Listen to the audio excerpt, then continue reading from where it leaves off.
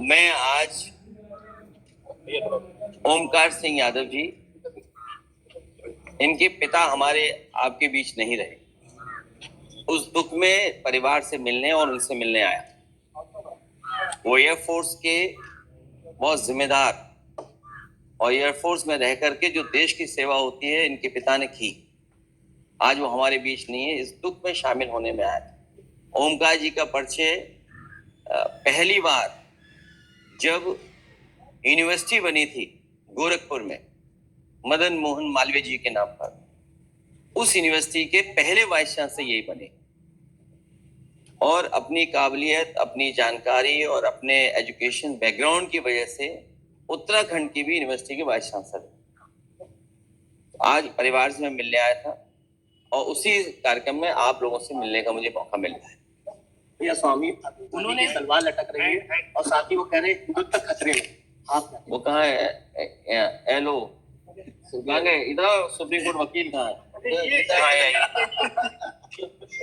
अब देखिए, ऐसा है, इतना महत्वपूर्ण सवाल पूछा है इन्होंने। ये हमारे चुनाव लड़े अंकित, ये नहीं बन सकते शंकराचार्य, ये भी शंकराचार्य नहीं बन सकते, ये खड़े शंकराचार्य नहीं बन सकते, ये शंकराचार्य नहीं बन सकते, ये शंकराचार्य नहीं बन सकते, ये शंकराचार्य नहीं बना सकते, ये औपाल साहब ये भी शंकराचार्य नहीं बन सकते, केवल ये शंकराचार्य बन सकते। अब इनकी जिम्मेदारी है हमारे पूज्य शंकराचार्य जी का सम्मान बचाना। तो और अरे यार तुम भागो मत बेटा, अपना नाम बताओ क्या है? ज्ञानेंद्र। हाँ ठीक है, ज्ञानेंद्र प्रताप। तो क्यों भाग रहे हो? तुम्हें नहीं पता ये बात? अगर इतने पढ़े लिखे पत्रकार होते तो हमें थोड़ी बताना पड़ता कि क्या पत्रकार हो। खैर वो तुम्हारी मर्जी है, मन से सवाल पूछना। और चैनल बता दो अपना कौन सा है? जी न्यूज। जी न्यूज पक्की बीजेपी की है, पिका हुआ बीजेपी के लिए, और तुम्हारा मालिक भी ऐसा ही है एक। उसके बारे में हमसे पूछ लेना अलग से, और चाहोगे तो इनके सामने बोलते हैं, ठीक है? हाँ बोल देंगे। तो शंकराचार्य का सम्मान बचाने की जरूरत है। और बीजेपी का चरित्र और करेक्टर आपने देखा है, जो उसके खिलाफ बोलेगा उसकी आवाज बंद करने के लिए उन्होंने कानूनी कोई मदद लेनी पड़ेगी, तो कानूनी मदद के लिए अधिकारियों के माध्यम से न जाने क्या क्या कराएंगे। आपके अभी एक पत्रकार के साथ ऐसा ही व्यवहार हुआ था बहुत पहले, उस समय गुजर गया। कानपुर का है, लखनऊ का है, और कई जगह ऐसी सूचना मिलती, न केवल पत्रकार बल्कि राजनीतिक तौर पे भी अगर कोई विरोध करता है तो उसके लिए अधिकारियों के माध्यम से कब झूठे मुकदमे लगाते हैं। तो पौराणिक परंपरा और हमारे सनातन धर्म की त्रिवेणी पर गंगा स्नान नहीं करने दिया। सोचिए, वो आध्यात्म का स्थान है, हमारी त्रिवेणी है वो, वहां पे पूज्य शंकराचार्य जी को स्नान क्यों नहीं करने दिया? ये बड़ा सवाल है।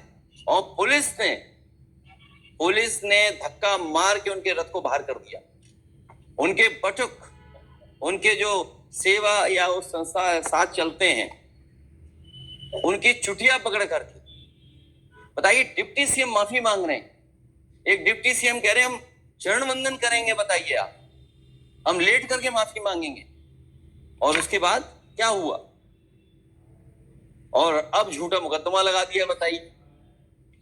और जो लगाने वाले लोग हैं वो आपके सब चैनलों पे, कुछ पे तो चल रहा है, यूट्यूब पे चल रहा है, सोशल मीडिया पे चल रहा है, वो व्यक्ति कौन है, किसके सहारे, किसके साथ तस्वीरें हैं। कोई बीजेपी का नेता ऐसा नहीं जिसके साथ तस्वीर नहीं है। सवाल ये है, एक है वो शंकराचार्य, और दूसरा जो नाम बता रहे अभिमुक्तेश्वर आनंद। तो शंकराचार्य का जो स्थान है वो हमारे लिए पूजनीय है। इसलिए सभी लोगों के उनके सम्मान के लिए और शंकराचार्य जी के सम्मान के लिए खड़ा होना चाहिए। बीजेपी मनोज साहूजी गावे वा और सजावे वा, बबुआ गर्दा उड़ावे वा, जिसमें आपकी एक फोटो भी उसमें डाली गई है।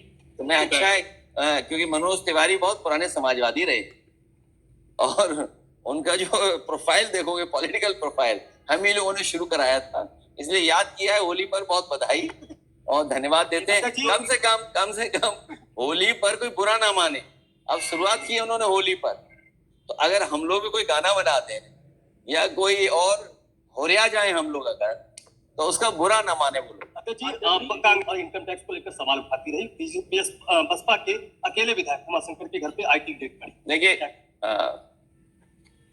ये आईटी वालों को नाम कौन बताता है, और उनके यहाँ छापा इसलिए पड़ा है कि कुछ लोग जापान गए हुए हैं। अगर वो जापान न गए होते तो शायद छापा न पड़ता, क्योंकि पुलिस पता लग जाती, पुलिस लीक कर देती, जानकारी मिल जाती। तो ये जो जापान चले गए सरकार के लोग, इसलिए छापा पड़ गया। कारोबारी की मदद होनी चाहिए। सवाल ये नहीं कि उमा शंकर विधायक बसपा के हैं, इकलौते विधायक।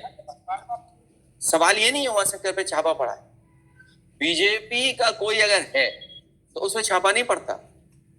बीजेपी को खुश कर दो, कभी छापा नहीं पड़ेगा। आप बताइए, बगल में सब गुटखों वालों के जीएसटी की पुलिस लगी थी, नहीं लगी थी? एक सुनने में आ रहा, कुछ सरिया वाले थे जो सबसे ज्यादा चंदा बीजेपी के देते थे, उनके यहाँ भी छापा पड़ा था। ईडी, इनकम टैक्स, सब कुछ। कोई सरिया वाले नाम बताओ, भूल रहे हो? हैं? हाँ, ये देखो नाम सही आया है। तो वो चंदा देते थे। ये मान लीजिए कि बीजेपी किसी की सगी नहीं है। बीजेपी वालों की सगी नहीं।